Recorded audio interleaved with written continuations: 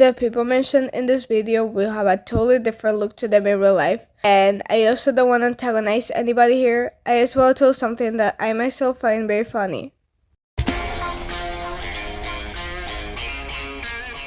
This whole thing started when I was a new student in 7th grade. For context, the school I had to go to and the town where it was 15 minutes away from where I lived, which meant that the people I'll be talking about wouldn't even see me outside the school. Now, at the school, I wanted to join a friend group that gave off best friends forever vibes, right? I really want to make a video about my experience with that friend group and that school because it was wild, like actually wild. So as a warm-up, I'll be telling this story because it's also pretty wild. And now there was this girl, right, who we're gonna call Emily. Yeah. Now, Emily was the odd one out, and everyone who had problems with that group always became friends with her. And guess who went through the same? Now, I previously got along with Emily pretty well because she also liked anime, and we were both mentally unstable. Now, in 8th grade, I was thank goodnessly in a completely different class to that group and Emily. So because of that, it was like 10 times easier to distance myself from all of them and don't have any problems in class. Now, at that time, I started listening to a lot of old Maretu or just Maretu in general, and also Itsupi, which meant that I was turning into a metalhead. And who also started listening to metal, huh? Yeah, it was Emily. In her case, there were bands like Korn or Slipknot. I don't know how to pronounce it. Basically, I thought it was like a coincidence or something. It wasn't. Basically, once we were in races or something, and we were talking, and I told her I really like metal music, and that was the beginning of the problem. In 9th grade, I barely talked to Emily, but I still got along with her and we follow each other back on Instagram. Mostly because she really liked my art from like 7th grade, and the following thing I'll be telling will be very important for later.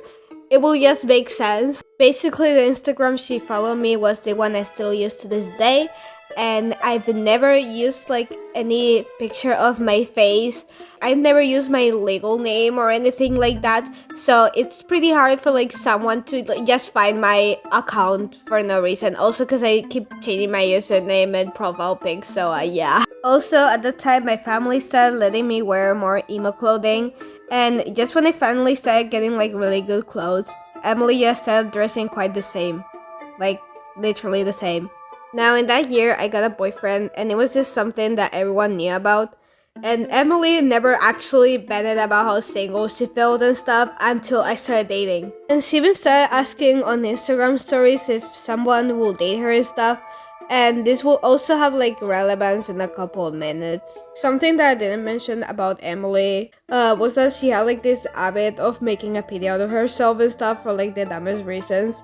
And it was like the reason why I started distancing myself from her. She'll be like, "Oh, I'm just so depressed. Oh, I'm so ugly. I'm just too dumb."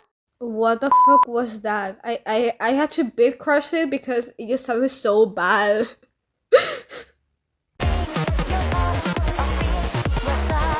By the summer of 10th grade, I started getting like really popular on Instagram. So I decided to unfollow Emily and more people I knew in real life. And there's like this option on Instagram where you can make someone unfollow you. So I also did that. Now one day I changed my username, and not even a week later, Emily changed hers to something very similar to mine, to the point she still keeps it like that to this day.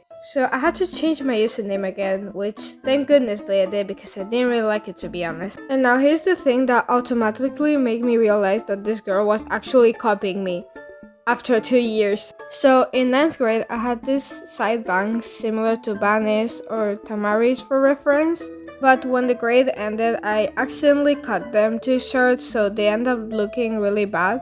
And the only way to fix how I look was to straighten my bangs and my hair. And I still slay that hairstyle to this day. I even got like this layer cut, and I will be getting it again in a few months. But back to the topic, Emily saw me a few times walking around by her town during the summer, And she got the wonderful idea of pulling up on the first day of 10th grade with full straightened hair, bangs, and color hair, and even her bangs were styled similar to how I used to style them on 7th grade. No, fuck, I'm so stupid, 9th grade. Like, even other classmates thought we were the same person. Like, I know it sounds fake and stuff, but sometimes kids from 7th grade or something will approach me thinking it's her, and the opposite, people are approaching Emily thinking it's me.